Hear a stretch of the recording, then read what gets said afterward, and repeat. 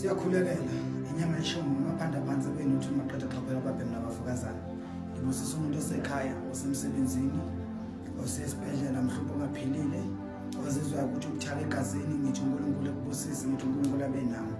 Namhlanje ngize phambi kwenu ngizothi ngiprofetha kuwena ukuphila, ngiprofetha ukuvikeleka kuwena, ngiprofetha ukukhanya kuwena, ngiprofetha into zakho zonke ziyalunga manje.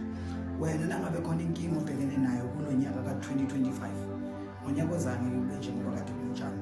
Nangabe ubonile ukuthi khona izinto ezikushayile ukudibisa ikhanda uvumbe, ilapho khona uzothola khona isibindi sokuqina. Namhlanje ngize kunina ngizothula nansi inkonzo. Nginenkonzo la eSoweto ePenville Community Hall ingomhla ka-6 ebusuku. Inkonzo yokunyakazisa amathambo okhokho bethu nomkhulu bethu. Siyakhumbula ukuthi bengisentabeni. Ngoba kade ngisentabeni bengihambile ngafika nginikelela ngisho negama lakho nganikelela wena. Ngase ngikucelela isibusiso ukuthi wena uyothintwa ile sandla sami. Iba nokuphila, iba nokuba right wonke umzimba wakho. Kodwa okuningi engizokhuluma sidibaneni ke lapha kusasa ePenville Community Hall.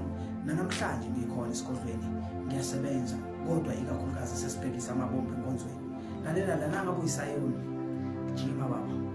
Nangabe futhi uyisangoma jima. Nangabe unejazi qoka ijazi lakho. Inkonzo yokuvala unyaka ayikho enye inkonzo sesize sibone ngonyaka ozayo 2026. Sobe sithi konke esikuluzile ku-2025 siyamuva, asisanaki, sesihlangabeza u-2026 wakho wasebosisi.